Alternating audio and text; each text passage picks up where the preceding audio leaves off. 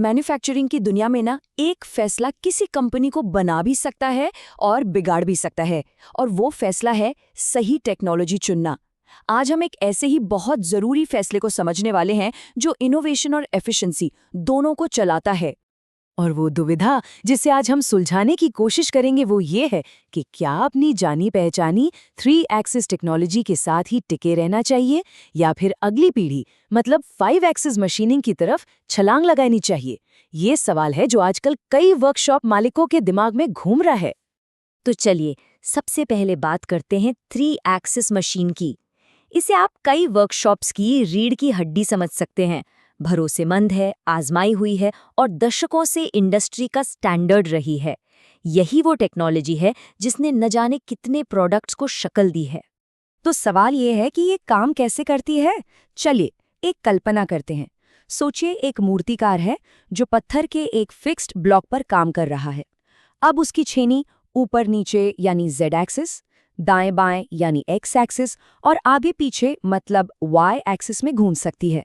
ये तरीका बहुत सीधा साधा है, पर सोचिए अगर उस मूर्तिकार को पत्थर के नीचे की तरफ कुछ तराशना हो तो बस यहीं पर इसकी लिमिटेशंस सामने आ जाती हैं। देखिए 3 एक्सिस की असली ताकत है इसकी सादगी और एफिशिएंसी। ड्रिलिंग, स्लॉटिंग या फिर सिंपल प्रोफाइल बनाने जैसे कामों के लिए ये एकदम परफेक्ट है। जब बहुत बड़ी तादाद में सीधे साधे डिजाइन बनाने हो ना, तो कॉस्ट और स्पीड के मामले में 3 एक्सिस मशीनों का कोई मुकाबला नहीं है। लेकिन तब क्या, जब सादगी से आगे बढ़कर कॉम्प्लेक्सिटी की तरफ जाना हो, बस यहीं पर एंट्री होती है 5 एक्सिस मशीनिंग की। और ये सिर्फ कोई मामूली अपग्रेड नहीं है, ये तो कैपेबिलिटीज में एक रेवोल्यूशनरी छलांग है। तो 5 एक्सिस में होता क्या है?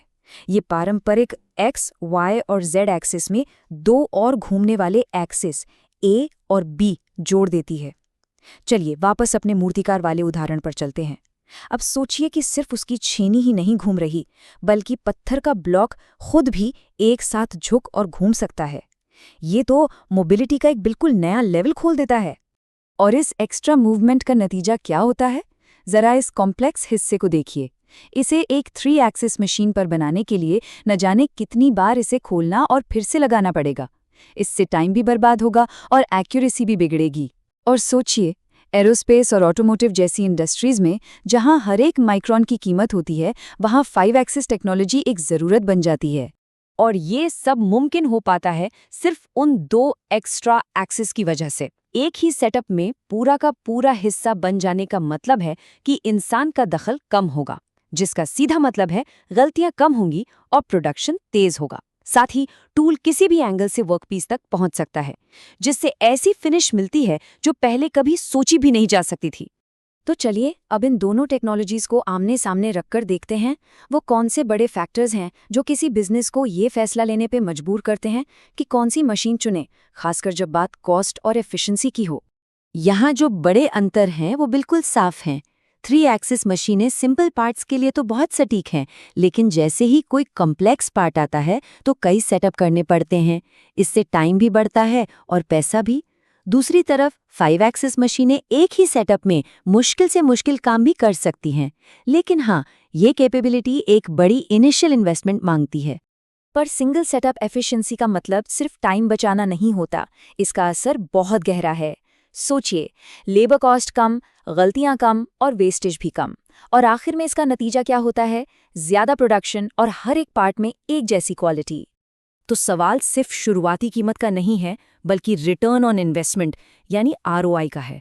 हाँ, ये सच है कि 5 एक्सिस मशीन महंगी है, लेकिन जब हम इसमें कम लेबर, कम वेस्टेज और ज्यादा मुनाफे वाले प्रोजेक्ट्स को हासिल करने की काबिलियत को जोड़ते हैं ना, तो ये इन्वेस्टमेंट काफी आकर्षक लगने लगता है। इसीलिए ये सिर्फ एक टेक्निकल डिसीजन नहीं है, ये एक स्ट्रेटेजिक चॉइस है, एक ऐसा फैसला जो किसी भी कंपनी के भविष्य का रास्ता तय कर सकता है। तो एक मैन्युफैक्चरर ये कैसे तय करे कि ये अपग्रेड इस इन्वेस्टमेंट के लायक है भी या नहीं?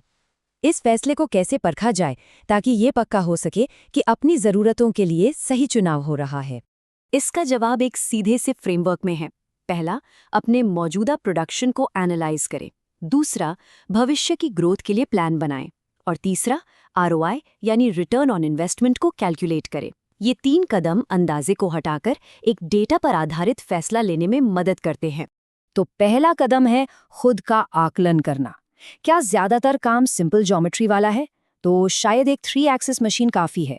लेकिन अगर बार बार कॉम्प्लेक्स पार्ट से पाला पड़ रहा है या फिर कैपेबिलिटीज की कमी की वजह से अच्छे प्रोजेक्ट्स को ना कहना पड़ रहा है, तो ये एक साफ इशारा है कि 5 एक्सिस टेक्नोलॉजी के बारे में सोचना चाहिए। दूसरा कदम है भविष्य के बारे में सोचना। 5 एक्सिस मशीन में पैसा लगाना सिर्फ आज की ज़रूरतों को पूरा करना नहीं है, ये कल के मौक़ों के लिए खुद को तैयार करना है। ये नए मार्केट्स के दरवाजे खोल सकता है और वो बड़े, ज़्यादा प्रॉफिट वाले प्रोजेक्ट्स हासिल करने की ताकत दे सकता है, जो पहले पहुंच से बाहर। और आखिर में सारी बात ROI पर आकर टिकती है।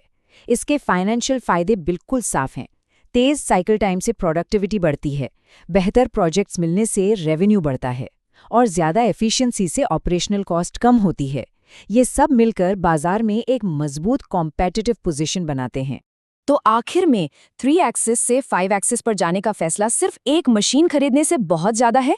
ये भविष्य में एक इन्वेस्टमेंट है, कंपटीशन में आगे बने रहने के लिए एक स्ट्रेटेजिक मूव है। ये जो बात है, ये इस पूरी चर्चा का निचोड़ है। देखिए, टेक्नोलॉजी तो एक टूल है, लेकिन सही टेक्नोलॉजी में इन्वेस्ट करना एक ऐसा स्ट्रेटेजिक कदम है जो किसी भी कंपनी को आने वाले सालों के लिए कामयाबी के रास्ते पर ले जा सकता है। तो चाहे 3 एक्सिस की एफिशिएंसी को और बेहतर बनाया जाए या 5 एक्सिस की कैपेबिलिटी को अपनाया जाए, सवाल ये है कि वो कौन सा स्ट्रेटेजिक मूव होगा जो आपके बिजनेस को इनोवेशन के अगले लेवल पर ले जाएगा।